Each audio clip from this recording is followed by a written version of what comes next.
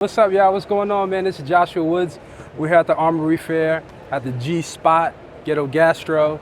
I'm the artist showing some work here, as well as Raja. She's over here. She's also the other artist, ceramicist. Fantastic. And we're showing some more. We're showing a show I worked on called, a body of work. It's called Passages. Yes. And tell me about this first piece. this first piece is a monotype. Let's go a little closer. This first piece is a monotype. It's done on the printing press. It's done on it's a photograph transferred on Japanese Sakushi handmade paper, and it was a moment that was at the market in Tanzania, and I was walking to go get some coconut juice, and I saw this man at the corner looking out his window, about to hit a turn, and I caught a photo of him, and it was a beautiful moment. I didn't want to put it on hard, sort of typical paper. I wanted to put it on some soft paper because it was a soft memory and moment, and as well as the rest of the work, you know. This was another photograph from Senegal when I went to Senegal my first time on my hero's journey. I'm from Harlem, New York. Senegal is a little small area in Harlem called La Petite Senegal, and if you know that area, you know it's very much attached to the community of Harlem. And this was my first time going to Senegal, and you know, as the neighborhood in Harlem was the first place that I sort of got introduced to Senegal. It was the first place that was familiar with me in the continent. So this works as sort of a portal, and it works as an object as well, and it also you know, it works as a photograph as well. So this was a moment when I was on Gorée Island in Senegal, and I saw a young man sitting on the beach, and I was watching all the kids sort of play in the water, and I took a picture of that sort of special moment of him just sort of laying casual on the sand.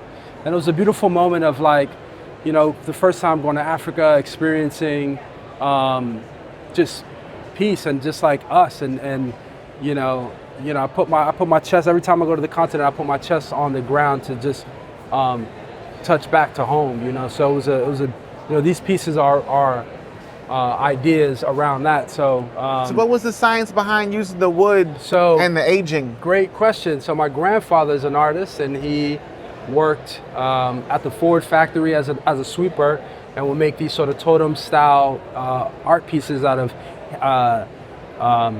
you know, handy steering wheels and hubcaps and things like this. So I would, you know, I love to work with found objects in that sort of sense, and sort of bring back, you know, the practice of my grandfather's work and bring that to my work. So it's just kind of mashing up of all the worlds that have sort of inspired me.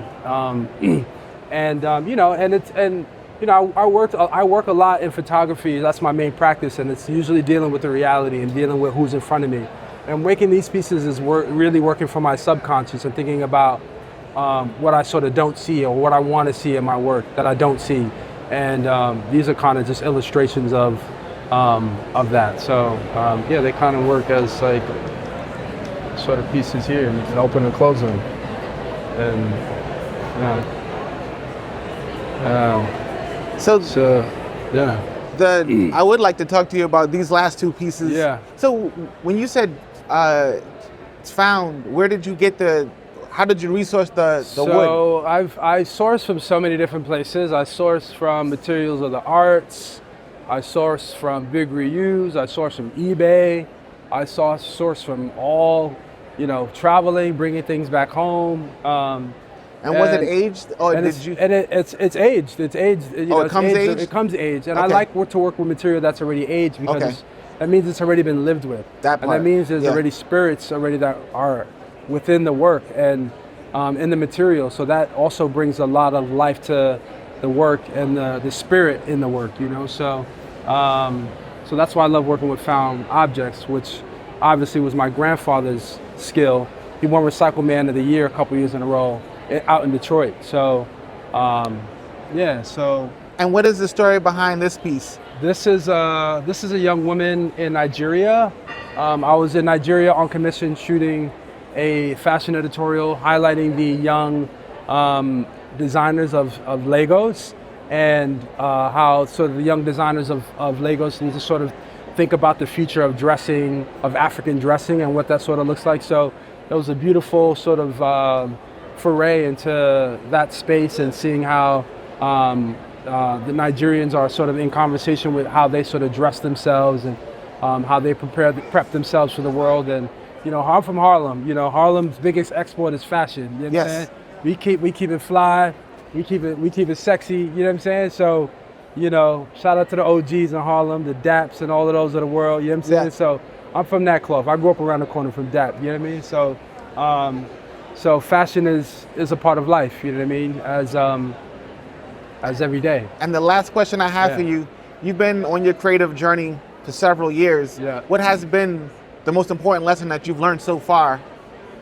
Yeah, it's to look inward and not outward for things. Look inward. Find that voice inside that's telling you about yourself and about things. It's your compass. It's your moral compass.